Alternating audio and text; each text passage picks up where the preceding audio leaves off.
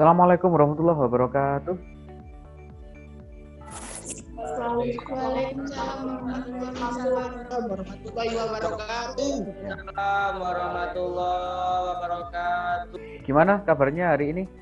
Alhamdulillah sehat, Pak. Alhamdulillah. Sebelum pelajaran, kita akan berdoa dulu. Silakan salah satu memimpin berdoa. Sebelum kita memulai pembelajaran kita hari ini, marilah kita berdoa terlebih dahulu. Berdoa menurut masing-masing dimulai. Berdoa selesai. Amin. Mudah-mudahan apa yang kita kerjakan, yang kita pelajari hari ini bermanfaat baik di dunia maupun di akhirat. Hari ini materinya adalah akulturasi dan perkembangan kebudayaan Islam di Indonesia. Ini pesannya salam sudah, tadi berdoa juga sudah, dan jangan lupa absen di link yang sudah ada di komentar Zoom. Saya ingin mengingatkan untuk kalian semua pada masa pandemi COVID ini untuk selalu mematuhi protokol kesehatan dengan 3M, yaitu menggunakan masker, mencuci tangan, dan menjaga jarak. Kita teriak-teriak dulu biar lebih semangat hari ini. Historia Bisa. sekali lagi, Historia Bisa. Terima kasih semuanya. Materi hari ini adalah tadi sudah saya jelaskan, yaitu tentang akulturasi dan perkembangan budaya Islam di Indonesia. Untuk kompetensi dasarnya adalah menganalisis berbagai teori tentang proses masuknya agama dan kebudayaan Islam serta pengaruhnya terhadap kehidupan masyarakat Indonesia, ekonomi, pemerintahan, dan budaya. Kemudian untuk indikator pencapaian kompetensinya adalah memahami contoh pengaruh masuknya agama Islam di Indonesia dalam kehidupan masyarakat Indonesia. Kemudian menganalisis contoh hasil akulturasi antara kebudayaan Islam dengan pra-Islam di Indonesia yang masih ada sampai masa kini. Saya ingin tanya dulu, silakan yang bisa jawab. Apa sih pengertian dari akulturasi? Muhammad Arif. Ya, gimana? Ya, Akulturasi adalah percampuran antara dua budaya. ada tambahan? Yang lain mungkin melengkapi pengertian dari temanmu? Ahmad Naja dulu, silakan. Akulturasi yaitu sebuah proses pengelompokan dua budaya menjadi satu. Gitu aja. Ya, Akulturasi adalah suatu proses sosial yang timbul manakala kelompok manusia dengan kebudayaan tertentu dihadapkan dengan unsur dari suatu kebudayaan asing.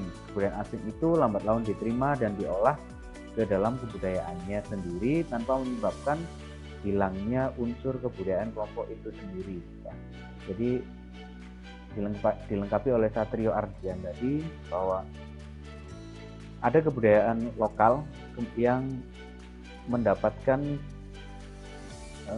dimasuki oleh kebudayaan asing, kemudian dalam proses sosial kebudayaan asing tersebut akhirnya melebur dengan kebudayaan lokal, tapi kebudayaan lokal tidak hilang.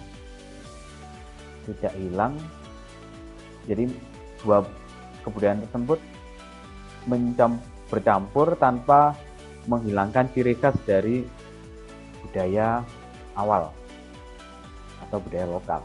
Jadi masuknya Islam ke Nusantara, bahwa sebelum Islam masuk di Nusantara itu sudah ada agama Hindu dan Buddha yang lebih dahulu masuk di Nusantara, sehingga ketika Islam masuk akhirnya ada akulturasi antara kebudayaan Islam dengan kebudayaan Hindu Buddha.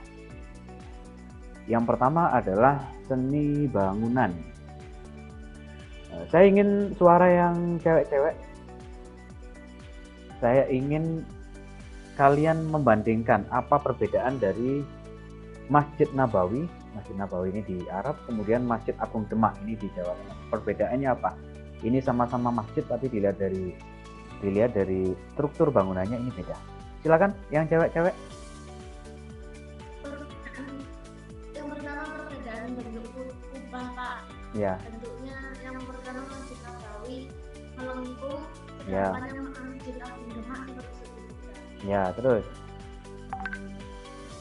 Yang kedua bentuk Siapa ini ini? Pak bangun. Yang kedua bentuk bangunannya masih yang Nabawi itu yang masih banyak kecil-kecil dan Ya.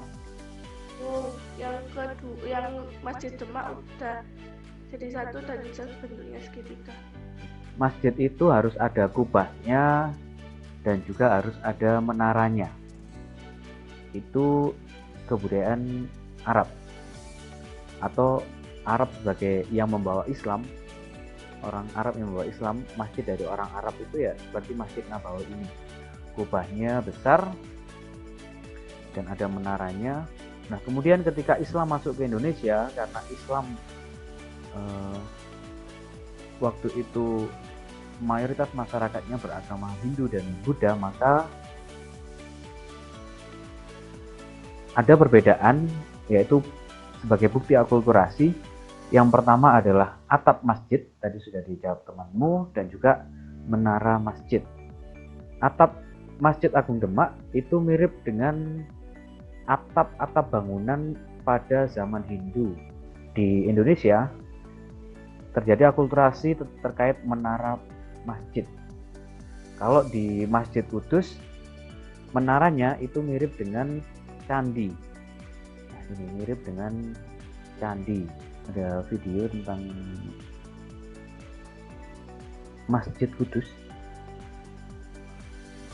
Berdiri sejak tahun 956 Hijriah atau 1549 Masehi, Masjid Menara Kudus yang terletak di Desa Kauman, Kudus, Jawa Tengah, menjadi salah satu tempat bersejarah bagi penyebaran agama Islam di Indonesia, khususnya di tanah Jawa.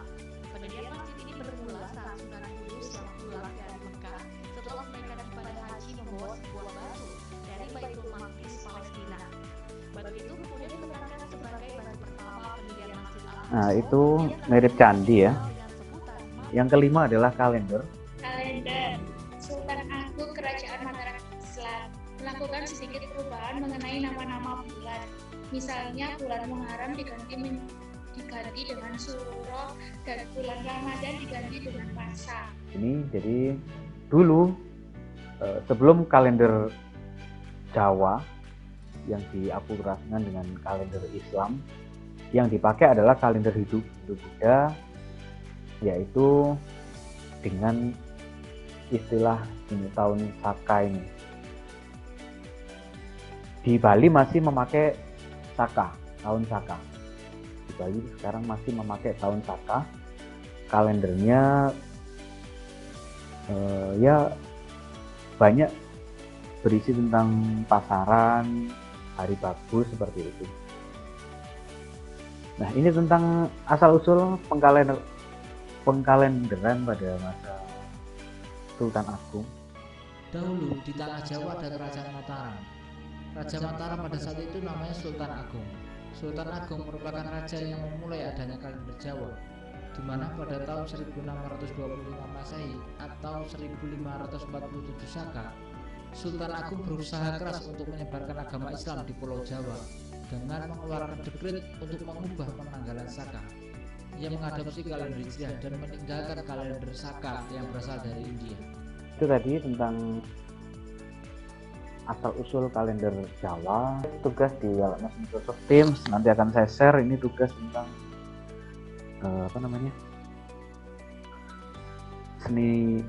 seni pada akulturasi tersebut, aspek-aspek pada akulturasi tersebut nanti kamu jelaskan pengaruhnya gimana. Tugasnya seperti ini, nanti akan saya share. Nah, bidangnya apa, kemudian contoh pengaruh masuknya Islam apa. Kamu jelaskan sedikit aja politik misalnya, saya beri contoh politik misalnya corak kerajaan dari Hindu ke corak kerajaan Islam seperti itu.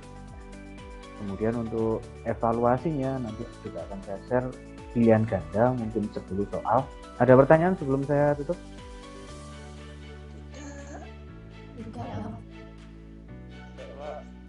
Ada ya. Kalau nggak ada silakan. Ada yang mau menyimpulkan materi hari ini apa? Salah satu.